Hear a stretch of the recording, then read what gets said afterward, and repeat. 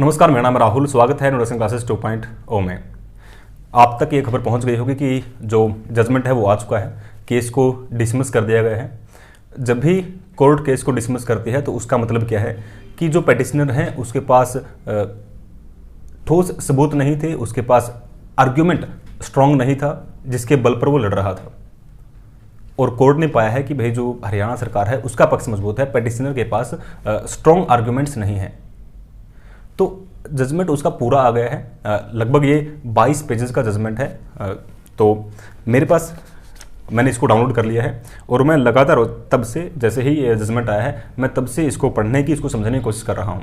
एक बार मैंने इसको पढ़ लिया है और मुझे हल्का सा आइडिया हो गया है कि इसके अंदर क्या है और क्यों हरियाणा सरकार का पक्ष मजबूत है और हमारे जो पेटिशनर हैं उनका पक्ष कमज़ोर क्यों दिखाई दे रहा है।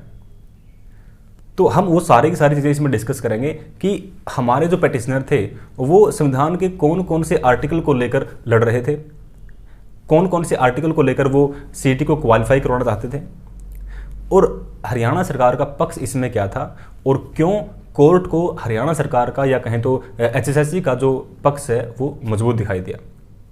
तो इस वीडियो में हम, क्योंकि 22 पेजेस का पूरा जजमेंट है, वो सारा नहीं डिस्कस कर पाएंगे। उसके लिए हम एक अलग से वीडियो लेकर आएंगे जिसमें पूरा जो जजमेंट है उसको हम डिस्कस करेंगे। मैंने एक बार इसको पढ़ लिया है, 2-3 बार मैं इसको और पढ़ूंगा और जो इसका निचोड़ है वो मैं आपके सामने रखूंगा।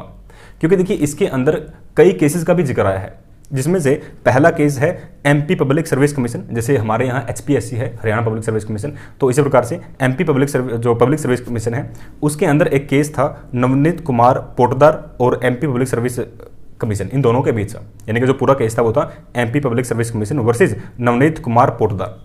तो इस केस का इसके अंदर जिक्र आया है, तो हमारे लिए समझना जरूरी है कि इस केस में जजमेंट फाइनल क्या आया था। उसके अलावा दूसरा केस इसमें जिसका जिक्र हुआ है वो है state of Haryana versus Subhash Chandra Marwaha case. तो ये जो केस है इसका जिक्र है, इसको हम थोड़ा सा जिक्र करेंगे इसका भी। और एक केस और है union of India versus T Sundaraman. तो कई केसेस का जो हाई कोर्ट है उसने रेफरेंस लिया है कि भाई देखिए ये केस थे, उसमें जो सुप्रीम कोर्ट है उसने ये कहा था, हाई कोर्ट ने ये कहा था, तो उनके बिहाफ पर हम जो भी अपना जो डिसीजन है वो फाइनल कर रहे हैं। तो इन केसेस को हमें हल्का सा समझना जरूरी है। और साथ में देखिए जो मेरे पीछे है ये उद्देश्य का है, जिसको हम प्रस्तावना बोलते हैं। तो इसके अंदर स्वतंत्रताएं, समानता की बात कही गई है और इसके अंदर एक जो अवसर की समानता है, अवसर की समता की बात इसमें कही गई है। और जो हमारे पेटिशनर थे वो आर्टिकल 16 जिसके अंदर अवसर की समानता की बात कही गई है उसको लेकर अपना पक्ष रख रहे थे, उसके आधार पर वो लड़ रहे थे। हमारे पेटिशनर 2 आर्टिकल के आधार पर लड़ रहे थे, आर्टिकल 16 और आर्टिकल 309। तो ये दोनों आर्टिकल क्या हैं, हमें इनको पूरा समझने की कोशिश करेंगे और क्यों, क्या ऐसे कारण रहे कि जिसकी वजह से हमारे पेटिशनर का जो पक्ष है वो कमज़ोर पड़ गया और सरकार का पक्ष मजबूत पड़ गया।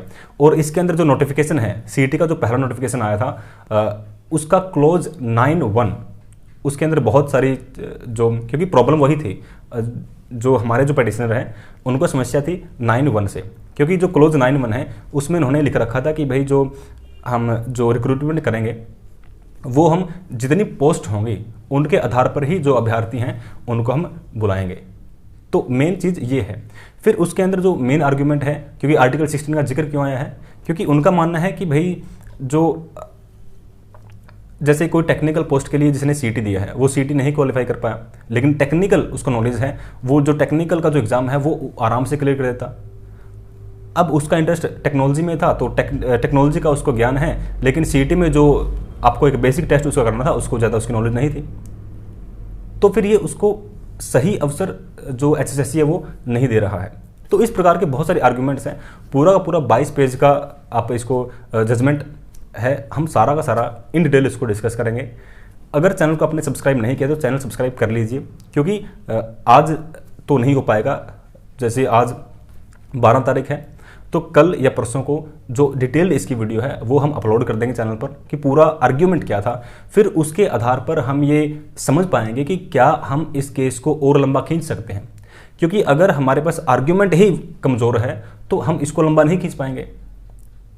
अगर सरकार सही है तो फिर हम किन आधारों पर इसको लंबा खींचेंगे, क्योंकि जो शासन है वो तो कानून का है अगर कानूनी प्रक्रियाएं सही हैं, अगर कानूनी रूप से सरकार सही है, तो फिर हम किन आधारों पर अपने पक्ष को, अपने इस केस को आगे खींच पाएंगे।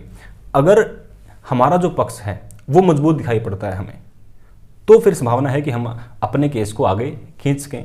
तो दोनों के दोनों पक्ष, सरकार का पक्ष और जो पेटिशनर हैं यानी कि जो हमारा पक्ष है, हम दोनों पक्षों को समझेंगे कौन मजबूत है और क्यों मजबूत है, वो चीज़ें हमारे लिए समझ लेना जरूरी है। उसके बाद ही हम फिर इस पर विचार कर पाएंगे कि क्या हम आगे की जो रणनीति है वो हमारी क्या रहेगी।